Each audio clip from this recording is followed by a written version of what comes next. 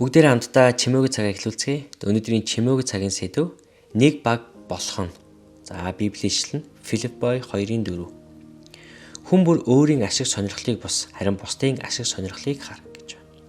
За залбираад эхлэе. Ааваа тэгээд бид таны өмнө ирж байна. Таны үгнээс суралцахаар тэгээ өөрийнхөө үгээр бидэнтэй ярьж бидний удирдан дагуулаач гэж залбирч байна. Амен. Хоккейн багийн тамирчидтайгаа тоглолтын ховц солих өрөөнд ярилцаа зогсож байснаа би хизээч мартдаггүй юм аа. Би туслах дасгалжуулагчаар ороод удаагүй. Дээр нь баг маань эхний тоглолтоо хожигдчихсан байсан тул тэдэнтэй уулзахдаа миний санаа зовниж байлаа.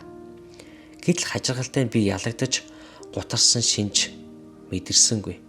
Үнэн дээр багийн удирдагч нар ховцаа солонгоо ялалт байгуулсан үеүдээ ярьж урам зоригтой байх нь тэр.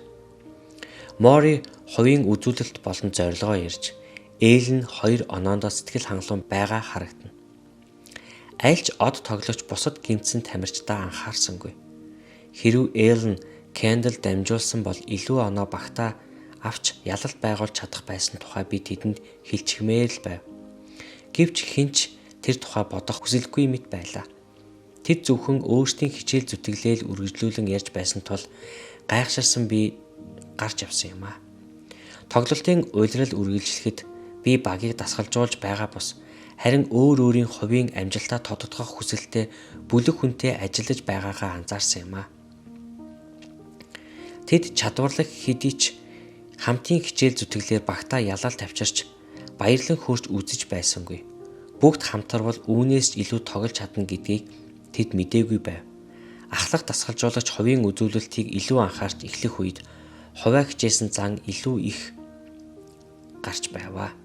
Улирлын тоглолтын төгсгөлд манай баг урам хугарсан хүмүүсээр дүүрлээ. Сүүлийн тоглолтын дараа зарим нь улирал дууссанд харамсаж байгаа харагдсан юм. Чадварлаг тамирчидтай баг тэмцээнд ялагдахыг би харсан.